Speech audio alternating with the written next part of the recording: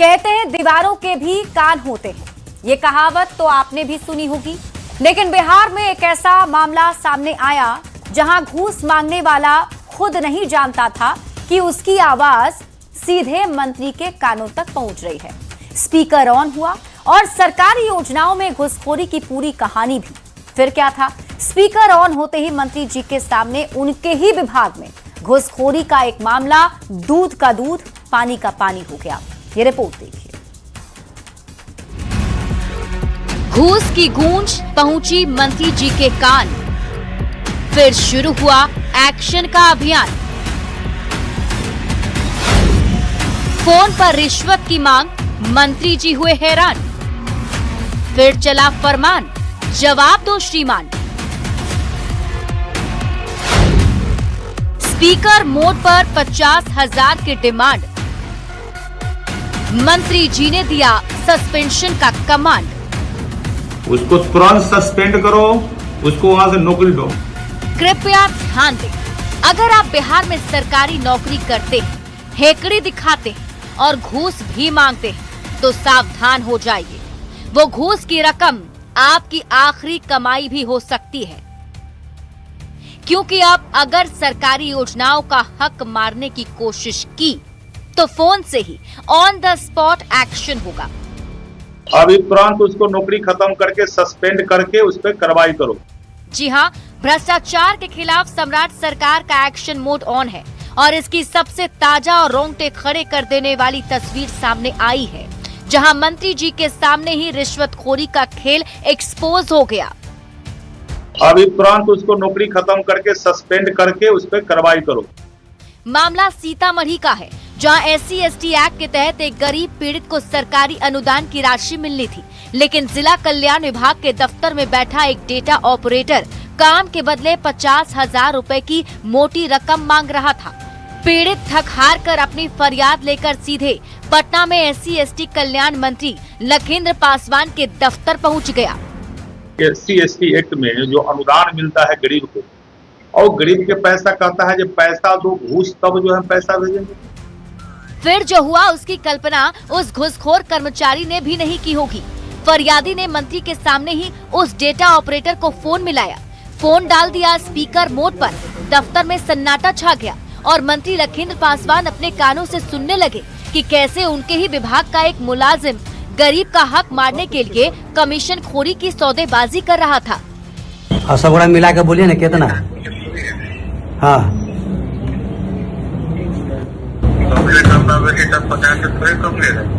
50,000। अच्छा 50,000 ठीक है। अपने ही विभाग में घुसखोरी के सबूत सुनते ही मंत्री जी का पारा 7वें आसमान पर पहुंच गया। मंत्री जी ने बिना एक पल गवाए तुरंत सीतामढ़ी के जिला कल्याण पदाधिकारी को फोन घुमाया और ऑन द स्पॉट वो अल्टीमेटम दे दिया, जिससे पूरे महकमे में हड़कंप मच गया। उसको तुरंत सस्पेंड करो, उसको वहां से नौकरी दो। डाटा ऑपरेटर है ना वो। अभी तुरंत उसको नौकरी खत्म करके सस्पेंड करके उस पर कार्रवाई करो। संबंधित अधिकारी पर भी कार्रवाई करेंगे, आप पर भी। मंत्री के इस कड़े रुख ने साफ कर दिया है कि बिहार में अब ये रवैया नहीं चलेगा। सम्राट सरकार का हर मंत्री भ्रष्टाचार पर लगाम लगाने के लिए सीधे स्ट्राइक ले रहा है। सीतामढ़ी का ये मामला उन तमाम घुसखोरों के लिए चेतावनी है जो जनता की गाढ़ी कमाई पर डाका डालते हैं, क्योंकि सरकार का नया अंदाज है जहां फरियाद भी तुरंत सुनी जाएगी और घुसखोरों का इलाज भी ऑन द स्पॉट होगा। न्यूज़ 18 के लिए पटना से शैलेंद्र कुमार के साथ ब्यूरो रिपोर्ट। बांकीपुर चुनाव के दौरान आरजेडी ने अपने गठबंधन का सही इस्तेमाल नहीं किया। शायद तेजस्वी यादव ने बीजेपी से कोई डील कर ली है, ये हम बिल्कुल नहीं कह रहे। ये आरोप है कांग्रेस के प्रवक्ता असितनाथ तिवारी का। आखिर उन्होंने ऐसा क्यों कहा और आरजेडी ने इस आरोप का क्या जवाब दिया, इस रिपोर्ट में आपको दिखाते हैं।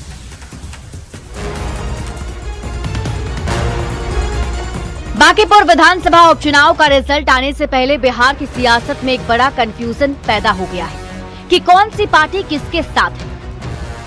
पहले बीजेपी ने आरजेडी पर जनसुराज के साथ होने का आरोप लगाया। जवाब में आरजेडी ने जनसुराज पर बीजेपी से साठगांठ का आरोप लगा दिया और अब आरजेडी की ही सहयोगी दल कांग्रेस ने तेजस्वी यादव से सवाल कर दिया है कि उनकी बीजेपी से क्या डील हुई। बीते विधानसभा चुनाव में कई जगह फ्रेंडली फाइट की नौबत आ गई, ये आपने देखा, और तब लोगों ने अफवाह उड़ा दी कि भाई तेजस्वी जी ने भाजपा के साथ अंदर खाने में कोई डील कर रखी है। अब तो राजद के अंदर खाने ये चर्चा होने लगी है कि हाँ, क्या सचमुच तेजस्वी जी ने भाजपा से कोई डील कर रखी है क्या। असित नाथ का ये बयान आते ही एनडीए हमला करने के लिए लपक पड़ा और तंज कसते हुए कह दिया कि महागठबंधन की गांठ अब खुलने लगी है। इंडी अलायंस नाम का कोई गठबंधन नहीं है। जब से हमारे नेता आदरणीय नीतीश कुमार जी उस गठबंधन को छोड़ा है, तब से ये बिखराव में बदल गया है। बांकीपुर विधानसभा चुनाव में ये साफ उदाहरण दिखता हुआ नजर आया कि तेजस्वी यादव गुम थे, बाद में प्रकट हुए, लेकिन इंडी अलायंस के एक भी नेता उनके पक्ष में कोई प्रचार करने नहीं गया। कांग्रेस के इस तरह के बयान महागठबंधन के बीच के अंतरकलह को की कलई खोल रहा है। जिस तरीके से बिहार विधानसभा 2025 में यह अंतरकलह दिखने को मिली, जहां 13 से 14 सीट पर इन्होंने आपस में ही लड़ाई करने का काम किया, और आज भी बांकीपुर चुनाव में कांग्रेस पार्टी के द्वारा दिए गए इस बयान से यह परिलक्षित होता है कि राष्ट्रीय जनता दल कहीं भी नहीं है। अपने ऊपर लगे इन आरोपों से तिलमिलाई आरजेडी ने कांग्रेस प्रवक्ता से सवाल किया कि आखिर ये बयान उन्होंने किसके इशारे पर दिया है। ऐसा बयान किसके कहने पर या किसके इशारे पर दिया जा रहा है, क्योंकि इंडिया महागठबंधन के नेतृत्वकर्ता तेजस्वी प्रसाद यादव जी लालू जी की तरह अपने विचारों और संकल्पों के साथ भारतीय जनता पार्टी के खिलाफ सामने से खड़े होकर के न सिर्फ संघर्ष और आंदोलन करने का काम किया, बल्कि ये बताने का काम किया कि चाहे सत्ता आए या जाए, लेकिन किसी भी स्तर पर सांप्रदायिक शक्तियों से भारतीय जनता पार्टी से समझौता नहीं किया जाएगा। बांकीपुर में चुनाव भले ही एक सीट पर हुआ हो, पर आरोपों के घेरे में सभी पार्टियां हैं। सभी एक दूसरे पर तीसरे से डील का आरोप लगा रही हैं। विरोधियों के आरोप तक तो फिर भी ठीक थे, अब अपने ही गठबंधन के सहयोगी दल आरजेडी पर आरोप लगा रहे हैं। ऐसे में देखना दिलचस्प होगा कि 3 अगस्त को नतीजे आने के बाद ये कंफ्यूजन खत्म होता है या और गहराता है। पटना से संवाददाता रवि एस नारायण के साथ ब्यूरो रिपोर्ट, न्यूज़ 18। बढ़ते आगे, लोग टूट जाते हैं घर बनाने में, तुम तरस नहीं खाते बस्तियां जलाने में। बशीर बद्र साहब का ये शेर पूर्णिया के 22 अनुमंडल खासकर मल्हना गांव में बिल्कुल सटीक बैठता है। फर्क सिर्फ इतना है कि यहाँ बस्तियां किसी इंसान ने नहीं, बल्कि महानंदा की उफान मारती लहरों ने जलाई है।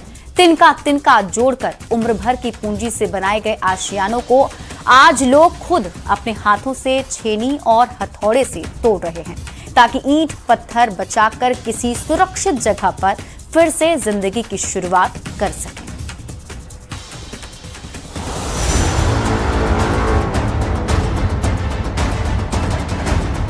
ये डरावना नजारा है पूर्णिया के बेसा प्रखंड मल्हाना गांव का। महानंदा नदी के आक्रामक रूप ने यहां तबाही मचा रखी है। आलम यह है कि लोग खुद अपने ही हाथों से अपने सपने के आशियाने को तोड़ रहे हैं, ताकि ईंटें सुरक्षित बच सके और वे कहीं और ठिकाना तलाश सके।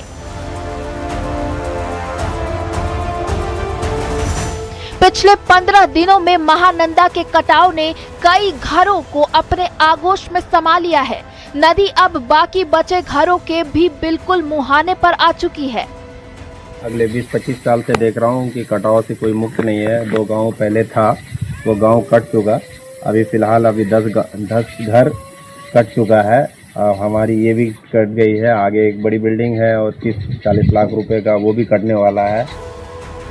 पिछले 15 दिनों से नदी में भयानक कटाव हो रहा है। 5 घर पहले ही कटकर नदी में समा चुके हैं।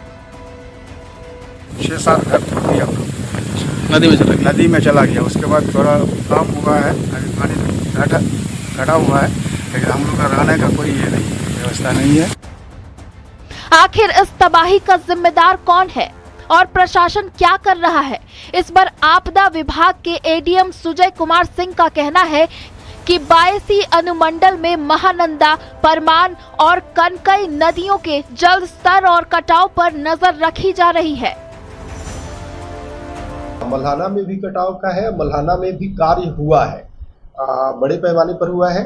सूचना अभी WRD के जो आपके इंजीनियर हैं उनसे बात हुई, तो उनका ये था कि पूरा ये है, पूरा काम वहाँ पूरा हुआ है। प्रशासन बड़े बड़े दावे करता है कि सरकारी खजाने पर पहला हक आपदा पीड़ितों का है, लेकिन धरातल पर सच ये है कि नदियां लोगों को दाने दाने के लिए मोहताज कर रही हैं। किसी का आशियाना उजड़ चुका है तो किसी की उपजाऊ जमीन हमेशा के लिए नदी में विलीन हो गई है। अब उन्हें जरूरत है सहारे की, जो प्रशासन और शासन से ही उम्मीद है। न्यूज़ 18 के लिए पूर्णिया से कुमार प्रवीण के साथ ब्यूरो रिपोर्ट।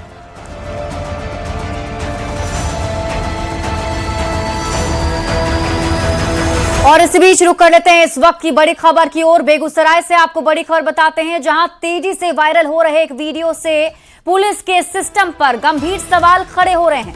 घटना बलिया थाना क्षेत्र की है, जहां लोगों ने अवैध संबंध का आरोप लगाते हुए एक महिला और एक नाबालिग को तालिबानी सजा दी।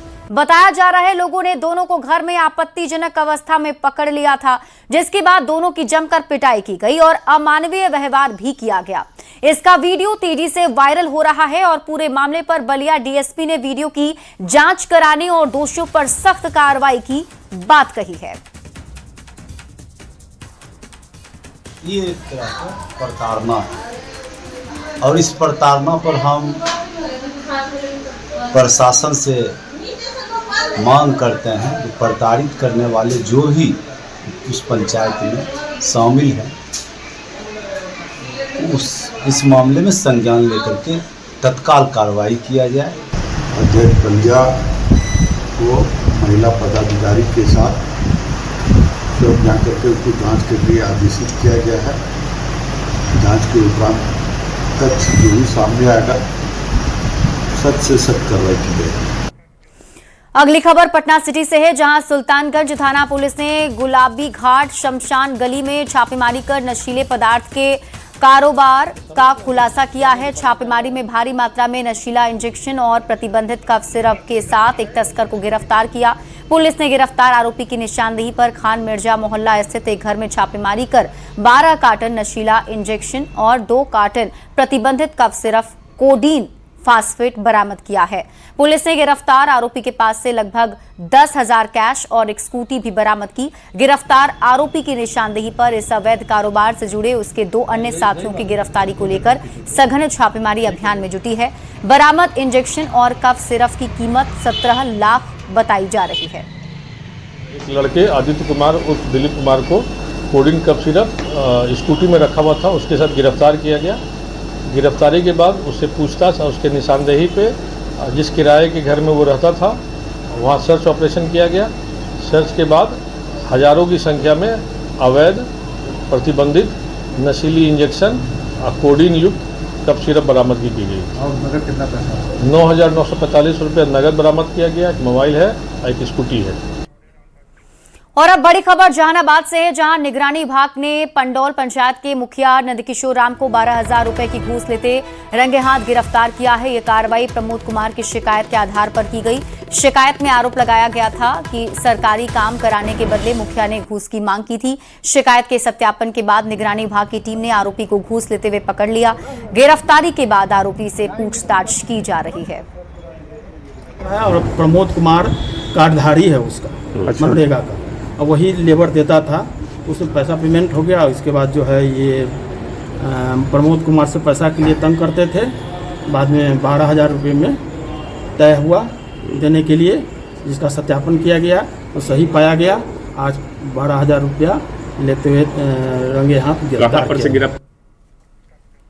खबर बगहा से है, जहां चर्चित पूजा हत्याकांड में कोर्ट ने महज 4 महीने के भीतर अभियुक्त अजय सिंह को आजीवन कारावास की सजा सुनाई है। नए भारतीय न्याय संहिता के तहत यह बड़ा फैसला सुनाया गया है। साथ ही कोर्ट ने मृतक के बच्चों के भरण पोषण की जिम्मेदारी डीएम को सुनिश्चित करने का आदेश दिया है। वाल्मीकि नगर थाना क्षेत्र की रहने वाली पूजा देवी 26 जनवरी 2025 को घर से लापता हो गई थी।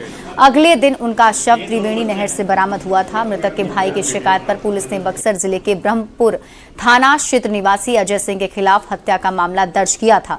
जांच के दौरान पुलिस ने call details record postmortem report, FSL report के साथ सबूत जुटाए। कोर्ट में पेश सबूतों के आधार पर आरोपी को आजीवन कारावास की सजा सुनाई गई।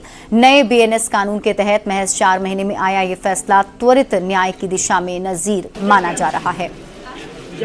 बहुत अच्छा लग रहा है। बस सजा उसकी तो सजा उसकी मौत होना चाहिए, लेकिन बस उसकी सजा हो करेगी इतने में हम बहुत खुश हैं। बड़े छोटे छोटे बच्चे को कातिल ने पूरी तरह से अनाथ कर दिया। हम नहीं रहते तो बच्चा का क्या हाल होता है। उसकी माँ और उसके पूरे परिवार को जो है काफ़ी सुकून और ये उन लोगों को खुशी की लहर है कि हम लोगों को जो संघर्ष किए उसका आज फल मिला। दूसरी बात यह है कि उसके बच्चों को भरण पोषण जो है ना के तौर पर जो डीएम साहब को लिखे यहाँ से निर्देशित किया गया है कि पुनर्वास योजना के तहत उनको जो है सो लाभ दिया जाएगा। जो कमेटी गठन करके जितना उचित होगा उतना राशि दे उनको मदद किया जाएगा। पटना में 3 दिन से नगर निगम कर्मियों की हड़ताल जारी है। नगर निगम आयुक्त ने निगम कर्मियों से हड़ताल समाप्त कर काम पर वापस लौटने की अपील की। उन्होंने कहा कि नगर निगम हड़तालियों से वार्ता करने के लिए तैयार है। उन्होंने ये भी कहा पूर्व में भी बकाया राशि का भुगतान समय से हुआ है और आगे भी होता रहेगा। पटना शहर की साफ सफाई को सबकी जिम्मेदारी बताते हुए आयुक्त ने मांग का पत्र अधिकारियों को सौंपे जाने की बात कही। उन्होंने कहा कि पटना शहर की साफ सफाई के लिए आउटसोर्सिंग एजेंसी के कर्मी पुलिस की निगरानी में काम करेंगे और अगर उन्हें रोकने की कोशिश कोई करेगा तो उन पर कड़ी कार्रवाई की जाएगी। किसी से भी गुमराह ना होते हुए अपना जो कार्य है उस पर आप तुरंत लौटें ताकि पटना शहर को जो अभी तक हम लोगों ने अचीवमेंट किया है पटना में, क्योंकि पूर्व में भी पटना शहर को कई सारे कीर्तिमान प्राप्त हुए हैं, चाहे स्वच्छता सर्वेक्षण के मामले में हो, चाहे हम लोग जो इनिशिएटिव्स ले रहे हैं पूरे पटना शहर को किस तरीके से हम लोग एक बेहतर वातावरण दे सकें, तो उसमें आप सभी के सहयोग के बिना हम लोग आगे नहीं बढ़ सकते हैं। तो मेरा आप सब लोगों से अनुरोध रहेगा कि आप लोग अपने अपने कार्य पे पुनः लौटें। जेडीयू में पार्टी छोड़कर जाने वाले नेताओं की घर वापसी का सिलसिला जारी है। जेडीयू ऑफिस में मिलन समारोह का आयोजन किया गया, जिसमें राणा रणधीर सिंह, पूर्व विधायक सुनीता सिंह चौहान, नागेंद्र झा सहित कई नेता जेडीयू में शामिल हुए। इस मौके पर जेडीयू में वापसी करने वाले राणा रणधीर सिंह ने कहा कि उनका दुर्भाग्य था कि उन्होंने पार्टी छोड़ी थी और अब संकल्प लेते हैं कि उनकी बाकी जिंदगी जेडीयू में ही गुजरेगी। इस मौके पर भावुक दिख रहे राणा रणधीर सिंह ने नीतीश कुमार की जमकर तारीफ की। मिलन समारोह में मौजूद जेडीयू कोटे के मंत्रियों के साथ प्रदेश अध्यक्ष ने नेताओं की घर वापसी पर खुशी जताई और सभी के बाद सम्मान का ख्याल रखने का भरोसा भी दिलाया।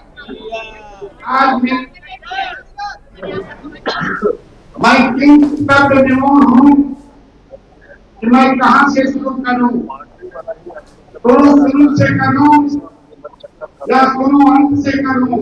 समता पार्टी के नाम से लगातार इनका साथ रहा, पार्टी में काम किए, पार्टी परिवार में शामिल हुए हैं, की सुविधा है, पार्टी में आगे की स्वागत करते हुए भाईचारा का पैगाम देकर हमको बिहार के भाई करने के लिए जो संकल्प है उस संकल्प के साथ आगे बढ़ना है। बड़े लक्ष्य के लिए छोटी मोटी बात को नजरअंदाज करना चाहिए, उसके लिए रुकना नहीं चाहिए। आज जब घर वापस आ रहे हैं तो हम आपसे आग्रह करते हैं, आपने कहा भी है, संकल्प लिया भी है कि हम जब तक हैं मेरा देश बड़ी ही रफ्तार कर जाएगा। खबर गयाजी से है, जहां विश्व प्रसिद्ध पितृपक्ष मेले से पहले शहर की जर्जर सड़कों की मरम्मत और चौड़ीकरण का काम शुरू हो गया है। बिहार विधानसभा अध्यक्ष डॉक्टर प्रेम कुमार ने करोड़ों रुपए की लागत वाली कई सड़क परियोजनाओं का शिलान्यास किया। उन्होंने बताया कि विष्णुपद क्षेत्र में करीब 80 करोड़ रुपए से सड़क चौड़ीकरण कराया जाएगा और इसके अलावा गया बोध गया समेत कई प्रमुख मार्गों का भी विस्तार होगा। लक्ष्य है कि 2 महीने के भीतर काम पूरा कर श्रद्धालुओं को बेहतर यातायात सुविधा उपलब्ध कराई जाए। पथ निर्माण विभाग के द्वारा, बिहार सरकार के द्वारा मेरी अनुशंसा पर 4 सड़कों का उन्नयन का काम शुरू हुआ है। पहला सड़क टिकारी रोड, बाटा मोड़ से टिकारी रोड होते हुए किरानी घाट तक जाकर, दूसरी सड़क जो हमारी है कारू चाय दुकान से और कठोकर तला होते बारी रोड तक जाकर, तीसरा है बारी रोड से लेकर के जीबी रोड तक, और चौथा जाकर के जो हमारा है गुलबिघा का, गुलबिघा से लेकर सिकरिया मोड़ तक में रोड का खराबी था, जंजर थी बहुत वर्षों से। इन्होंने हम लोगों ने सभी जानता प्रयास किए कि रोड को बने, तो मैंने इस योजना को मैंने मंत्री जी को द्वारा दिए और योजना को रखते हुए मंत्री जी ने हमारे योजना को स्वीकार किया और रोड बनने का योजना को लेकर सामने आए। बांकीपुर विधानसभा उपचुनाव के परिणाम पर सभी की निगाहें टिकी हैं। यहां मुकाबला त्रिकोणीय है और लोग जीत हार का आकलन करने में जुटे हैं। मद्य निषेध मंत्री मदन सैनी ने दावे के साथ कहा है कि मार्जिन जरूर कम होगा, लेकिन 20,000 वोट से बीजेपी की जीत होगी। प्रशांत किशोर पर तंज कसते हुए मंत्री ने कहा, रणनीतिकार को भी पता चलेगा कि चुनाव लड़ना क्या होता है। मंत्री मदन सैनी से बात की है न्यूज 18 संवाददाता रजनीश कुमार ने। अगस्त को बांकीपुर विधानसभा उपचुनाव का परिणाम आने वाला है। ऐसे में चर्चा हर तरफ चल रही है। हम सीधी बातचीत करेंगे। हमारे साथ बिहार सरकार के मद्य निषेध मंत्री मदन सहनी हैं। क्या लग रहा है, अब तो काउंटडाउन शुरू हो गया है परिणाम का? क्या नहीं, इसमें लगने की कोई बात नहीं है, क्योंकि चुनाव में वोटिंग कम हुए हैं तो स्वाभाविक रूप से मार्जिन कम हो जाएगा। 1 लाख के लगभग वोट डाले हैं, तो उसमें 3 तो प्रमुख उम्मीदवार हैं, उसके अलावा और भी लोग हैं, लेकिन हमको लगता है कि 20,000 के आसपास से जो हमारे भारतीय जनता पार्टी के और एनडीए के उम्मीदवार हैं नीरज जी, वो जीतेंगे और चुनाव में दूसरा कोई आसपास नहीं रहेगा। चुनाव जीतने में कहीं कोई संदेह नहीं है, हर हाल में चुनाव जीतेंगे। और चूंकि 35% के लगभग ही वोटिंग हुआ है तो कम मार्जिन से जीतेंगे। मतलब पीके फैक्टर या रेखा गुप्ता फैक्टर ऐसा कुछ लग रहा है? देखिए, रेखा गुप्ता का तो चुनाव प्रचार में कहीं ज्यादा चर्चा भी नहीं हुआ और चूंकि विपक्ष के नेता भी थे ही नहीं और बिना नेता का जो है कैंडिडेट थे, तो स्वाभाविक रूप से लोगों में बहुत ज्यादा संज्ञान नहीं लिया गया होगा। लेकिन जो दूसरे उम्मीदवार थे वो तामझाम वाले हैं, दूसरे को चुनाव लड़ाते हैं और खुद लड़ रहे हैं, तो बड़ा बात तो हो ही गया। जो आदमी दूसरे का, और सिर्फ बिहार में हम लोग तो देखे कि हम लोग 2015 में भी यहाँ चुनाव के रणनीतिकार थे और बंगाल में भी थे, कई अन्य राज्य में भी थे, तो दूसरे को चुनाव लड़ा रहे थे। इस बार खुद लड़े हैं तो पता चलता होगा कि चुनाव लड़ना क्या होता है। और हम लोग यही कहेंगे कि लड़ने वाला जो है उनकी क्या स्थिति होगी इस बार? न चुनाव में कहीं रहेंगे नहीं, कहीं नहीं रहेंगे, न चुनाव में नहीं रहेंगे। रणनीति काम नहीं आएगी? रणनीति से वोटिंग का कोई मतलब नहीं है। इन्होंने साफ कहा है कि चुनाव लड़ाने वाला खुद इस बार चुनाव लड़ा है, तो उन्हें पता चल रहा होगा कि एक वोट की कीमत क्या होती है और मतदाता वोट कैसे देते हैं। देखना दिलचस्प हुआ कि आखिर 3 अगस्त को परिणाम किसके पक्ष में आता है। कैमरामैन दीपक के साथ रजनीश कुमार, न्यूज 18 पटना। दिल्ली के जंतर मंतर पर चले प्रदर्शन में पीएम मोदी को काफी अपशब्द कहे गए थे, लेकिन पीएम मोदी ने छात्रों को माफ कर दिया है।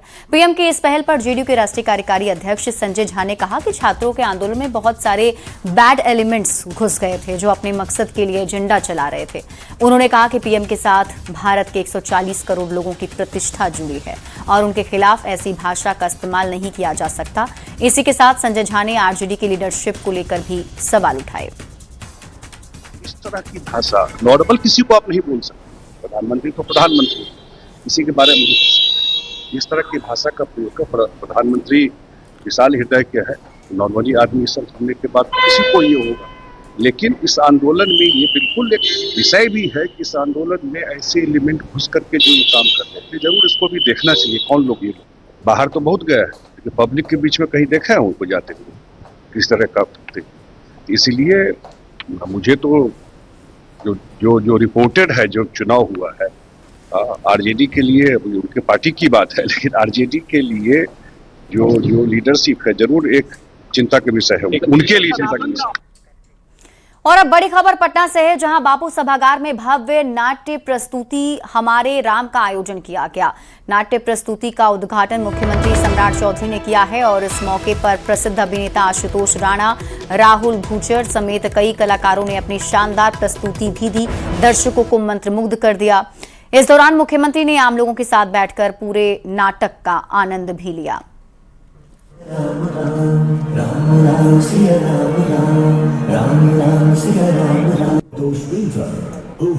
Directed by Mr. Aniket Patil and the epic mythological magnum opus Mahabharata, the epic tale.